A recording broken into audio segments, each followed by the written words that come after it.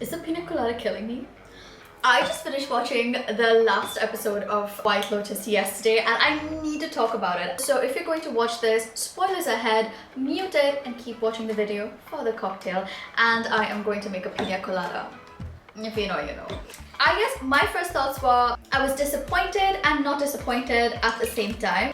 I felt like some of it was predictable, especially with like Chelsea and Rick. I mean, they looked so happy to see each other. It was just foreshadowing, I knew. And then the whole thing that she kept saying about, oh, bad things happen in threes. I thought something was only going to happen to Rick and not her. But I mean, did he not think that the old guy was going to come back? Like I'm sure he knew that he owned the place, so what the fuck. Also the fact that Sritala in the end was like, oh my god, he's your father. I'm not gonna lie, after episode 7, I thought that it might be his dad. Like, the way they talked about it, near the moment where he's like about to kill him and then he sees in his eyes that this old man who is a bit scared. And I thought to myself, oh, imagine that's his dad. I was like, nah, that's pretty stupid. But then apparently not so stupid after all, huh? And also, I find it a little ironic how all he wanted was revenge on the person that killed his father, and he's the person that ended up killing his own father. I mean, he loses his father and he loses Chelsea, which was the most important part. And I'm just yapping and I am not making this cocktail. Eyeballing all the ingredients here, so don't come at me. I hope it's nice. Also, did you guys notice the way after they died, they kind of look like yin and yang, which ties into the whole Chelsea's theory of, you know, hope and pain. And he consumed her. Oh my god. She did not deserve that. I think she was likable. He was likable was because of her, because we loved Chelsea. Moving on, let's talk about the Ratcliffe family for a second. The dad, what the heck?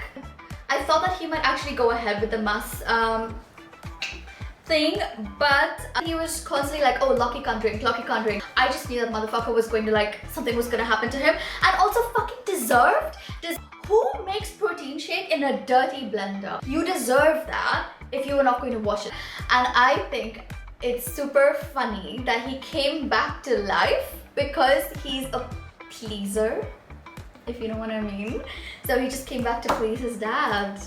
Yeah. What I was missing with the Ratcliffe family was I've just been like talking and not making the drink. I'm gonna make the drink and we're gonna come back.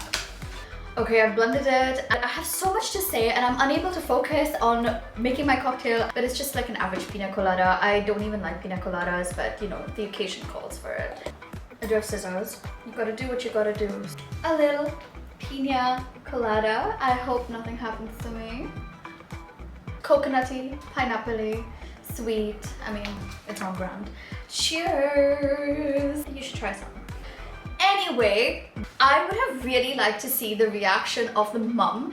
One, finding out that her little baby boy almost died, and finding out that they're poor. Like, I could just imagine her going, Tim, no! Piper, no! I need my lorazepam. I don't even have my lorazepam. I'm gonna have to drink myself to sleep. We were robbed of that moment. Also, did you guys notice Piper's outfits? Like, they started getting a little less conservative as episodes progress, especially in the last episode when she came back and she was like, I am a princess.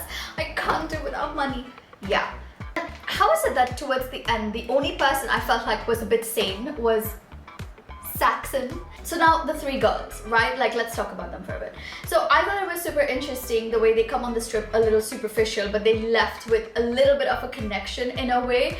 I really liked Laurie's character. I really liked her monologue. Is the pina colada killing me? So back to Laurie. I really liked her monologue. It kind of made me sit there and reflect on adult friendships. As you grow older, the kind of conversations that you have. Not all of your friendships are like, oh, hearts and hugs and kisses all the time. Sometimes you have like arguments, and sometimes you just, I don't know, you just have conversations and then, you know, you may or may not agree with. So I kind of felt like, okay, this was super relatable.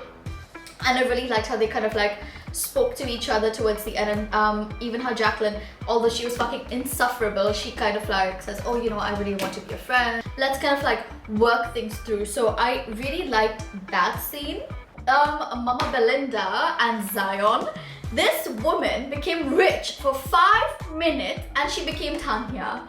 Can I just be rich for 5 fucking minutes? Fair enough, that's me every single time I get paid and then I have to pay my fucking rent.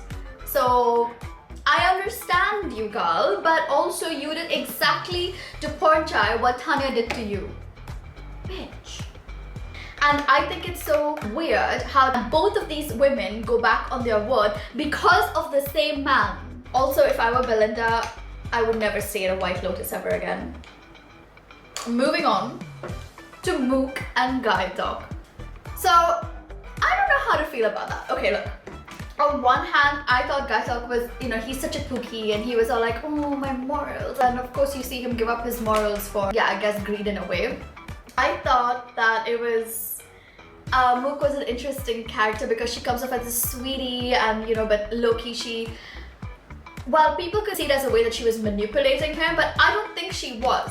My girl wanted an ambitious man and she liked this guy, and okay, fine, maybe she didn't respect his no violence thing, but he didn't have to kill Rick. He did it. She didn't make him, she wasn't like, shoot him. No, she didn't do that. He wanted to be a bodyguard. He also wanted to do better. But yeah, I mean, he did it. He got promoted and she's super happy because now she has a boyfriend who's ambitious and who got a better job. And is she wrong? Is she wrong to want that? No, I don't think so.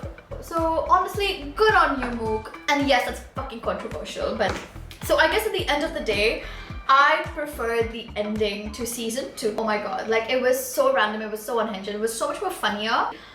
But I really enjoyed the characters from season 3. They were much more interesting. I thought every single personality was super real. Every single personality is someone that we've encountered at some point in our life. The White Lotus is not really about the plot. I mean, you need to have a plot, but this really about like human behavior and personalities of people, and in that aspect of things I think they did a really good job. So most likable characters, I mean likable, unlikable, but definitely relatable characters, very real characters.